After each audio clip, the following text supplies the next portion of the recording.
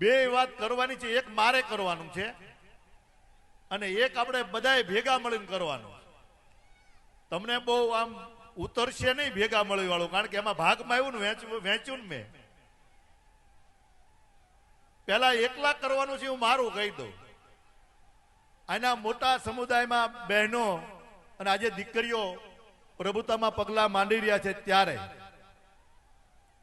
હું પહેલી વાર ચૂંટાણો ને ત્યારે પહેલું ઇન્ટરવ્યુ મેં એવું હતું કે અસામાજિક તત્વો હોય એ સુધરી જાય પહેલી વાત તો, અને નહીં તો પછી કતારગામ છોડી દે.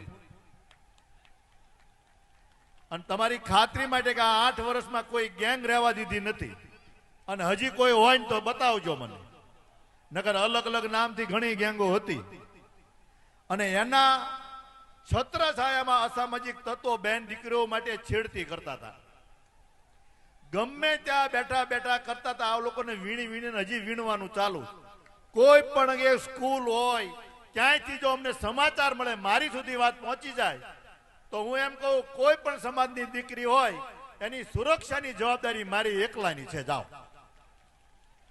અને એ ગેરંટી કે સામે ગમે એવો સમાજ હોય, ગમે એવો મુશાળો હોય, એને 24 કલાકમાં ઝેર કરવાની જવાબદારી આપણી.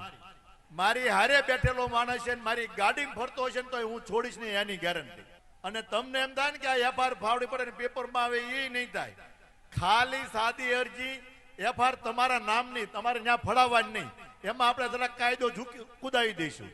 વગર એફઆર શિક્ષા આ દીકરીઓ બાબતમાં.